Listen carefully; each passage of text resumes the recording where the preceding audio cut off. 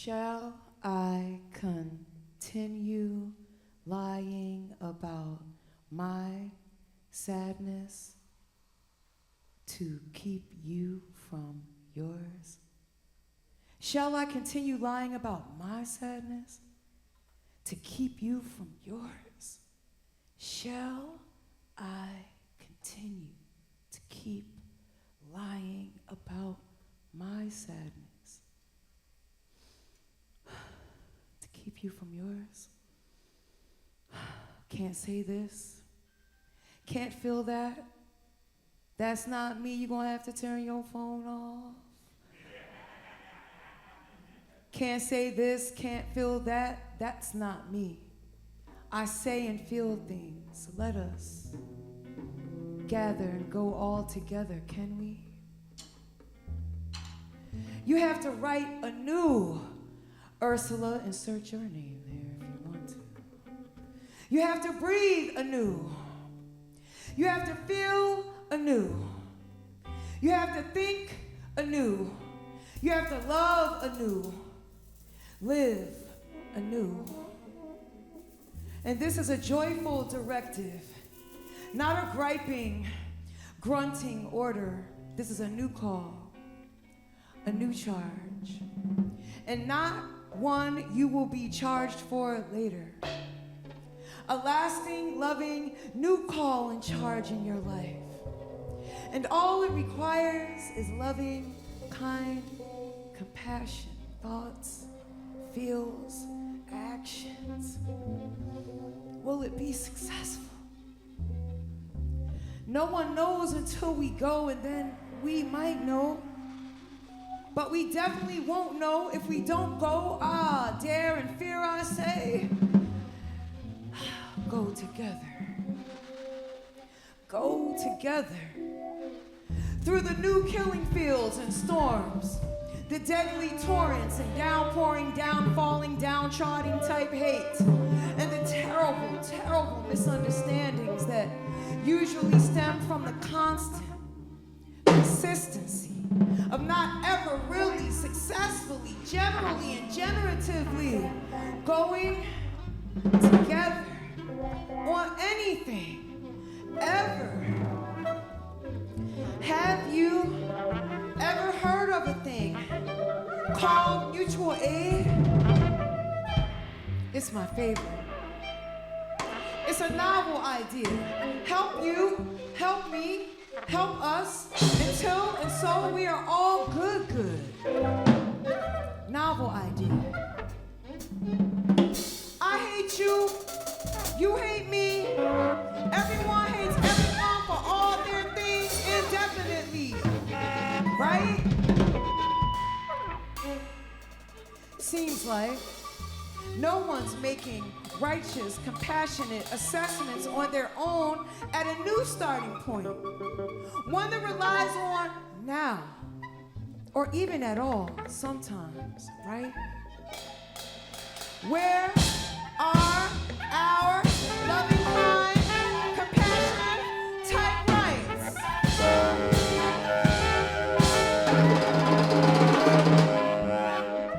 And maybe rights, you know, like rituals, are righteous, loving, kind, compassion rituals. Cause like, ain't you tired yet of being mean, being heartless, being racist, being hateful? Just pure, mean, heartless, racist, hateful? A story about me. A Jewish pharmacist in the suburbs of Philadelphia, Warminster to be exact.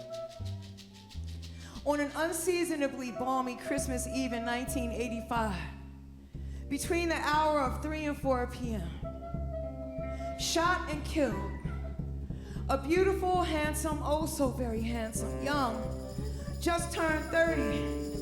On May 15th that year, we had a big party with 2 cakes, avant-garde jazz and good music lover, snazzy, stylish, incredibly funny, coolest person I ever knew. My eldest brother, Ricardo and Ursula Rucker. I was 18, a senior in high school. It was, I wish that it was the say their names times when my brother was murdered. Because no one seemed to care, except my family. My poor, grieving mother, everybody forgot. We never forgot. Guess we all have our very own personal type of never forgets. Say his name. Ricardo Angelo Rucker, say his name.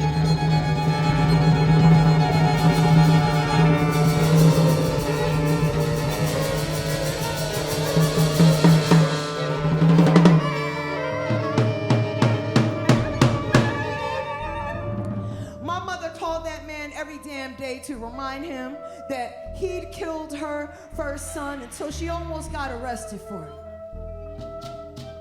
And she's the one who taught me how to forgive, and so I eventually did.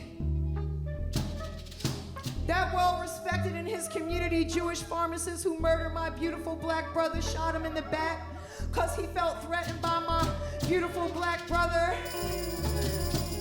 I got to a rough-hewn, makeshift place of forgiving. How? Why? So I could live. Because life at home was already very mean, and so was I. So it was a protection spell and skill I picked up along the way, along life's mean ways. That kind of unforgiving type hate would have surely destroyed me, would have surely had me destroy me. Or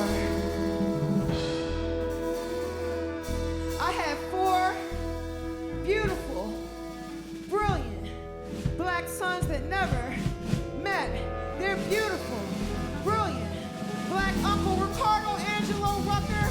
Say his name. Remember it. Oh, I'd love it if you remember it.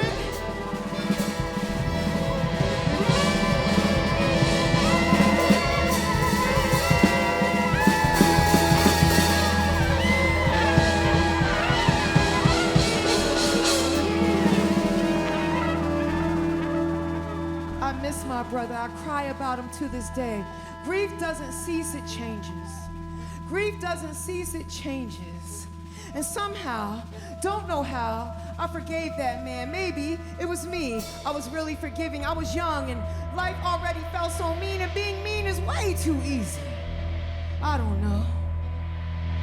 'Cause I felt hate towards that man. I was only 18. Christmas was in the garbage for years after that until I had my very first son at 27. I hated that man that I never knew and would never meet. When we got that first call, and in the dreadful mornings and mornings of my woeful mother for so very long,